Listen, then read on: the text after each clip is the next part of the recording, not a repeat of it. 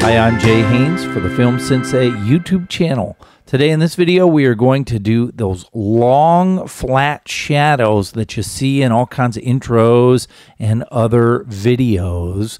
So we're going to start by making a new composite shot, and this will be the placeholder for whatever we're going to put the shadow on, okay? So for example, if I were to make a new text layer, and I'm just going to make that the width of my project, which is 1920. I'll leave the height at 400. And if I click on my text icon, I can go ahead and type in my box whatever I want. Okay. If I highlight those and I go to the text tab, I can center it. I can adjust that. I can change the font. I can do whatever I want. I'm just going to go ahead and center this into the frame itself using the anchor point here. Yeah, it looks good like that. Okay. All right, so there it is. What I'm going to do is I'm going to go to only 1 second into this, and I'm just going to use a slice tool and slice that off. And we can remove that. Okay. Now what I want to do is I want to go ahead and change the color of the text. Whatever color I want it to be, it can be. I'm going to make it a dark blue, okay? But I could make it whatever color I feel like. It doesn't matter, all right? I'm going to go ahead and animate this. So I'm going to start by animating the scale properties, and I'm just going to have it pop in. So I'm going to make that 0. I might move forward about 4 frames and make it, say, 100. And then move forward 1, 2, 3, 4 more frames and make it about 80, okay? And then what I will do is I'll come here to the near the end, and I'll make it 80 again. I'll move forward 4 frames and make it 100, and then move forward 4 more frames and make it 0 again. Make all those keyframes smooth, because you know I like me them smooth keyframes. And so now I have like that, okay? Now, if I wanted to add and do another one, I could do that. I'll just right-click on it, duplicate it, slide it over. It's already been animated and everything. All I would have to do is just change what the text says, okay? So now I would have 2 of those things, right? And they would look like and like that. Okay, so, and I could make a bunch of them or whatever I want to do. All right, so now we're going to make our final effect shot. So I'm going to make a new composite shot, and I'm just going to label this the final effect, and clicking OK. I'm going to take that tab and just drag it over so it's the first tab on my list. I'm going to start by dragging my placeholder in, okay, and you can see there it is, right? Okay. Now what I want to do is I want to create a background the placeholder will be against, so maybe make a new plane layer and click OK. I'll drag it below, and I will probably go ahead and rename it background, and I can make that any color I want. I'm going to use the fill color effect to do that, so I'm just going to drop that on there and make the blend amount 100%, and well, let's just leave it white, okay? It looks good to me. Now let's make it, I take it back. Let's make it a light blue color. Yeah, there you go. Okay. Now I'm going to take my placeholder, and I'm going to right click on it and say duplicate. And I'm just going to rename this, my placeholder, shadow effect. Okay. And I'm going to add a couple of things to this. All right. One is I'm going to add a zoom blur effect to it. So I'm going to drag a zoom blur effect on there, all right?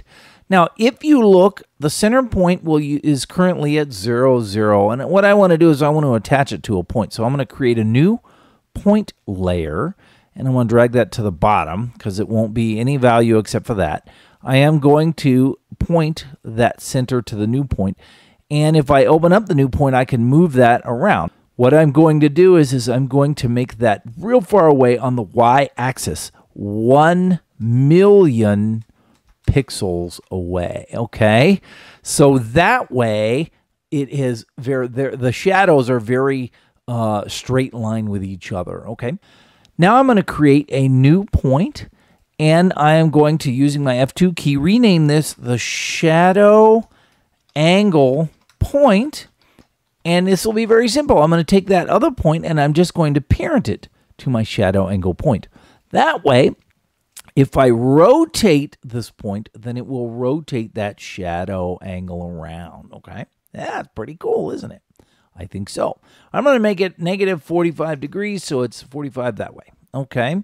But I can make it any angle that I want. All right, so now, if I adjust the strength here, I can extend it or retract it however far I want it to be. We'll make it about 30 just for today. Okay, now here's where the secret sauce is. What I'm going to do is I'm going to search for the neon glow effect, and I'm going to drag that on underneath the zoom blur. I'm going to open it up and change a few of the properties. The expansion I want to make 0, and the radius I want to make 0. Okay, the intensity I want to make 1.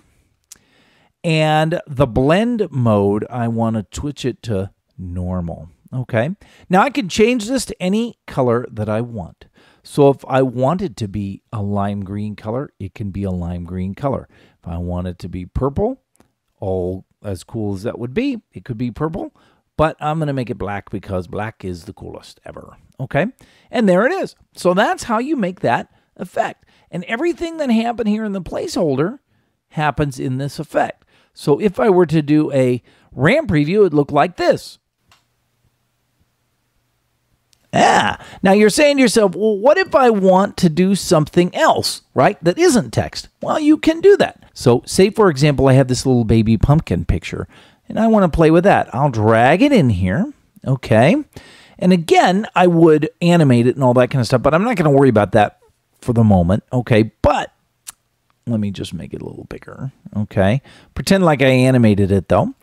And as long as, the problem here is that if it is, you know, in its box, then the box will be shadowed. That's great if that's what I want. But if I don't want that box, I just have to make sure that it's transparent.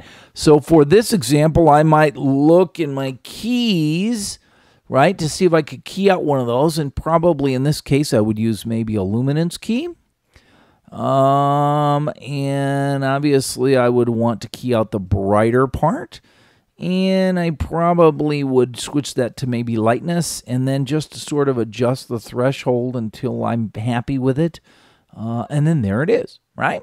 So you can pretty much do anything you want. You can add boxes with shadows on them, right, etc. and so on. Oh, by the way, if you want this shadow to be not wholly a shadow, you can always adjust the opacity of it, right? So you can make it, you know, less so that some of the background shines through. And that background, by the way, could be a picture or a video. It doesn't have to be just a plane that's been fill colored, right?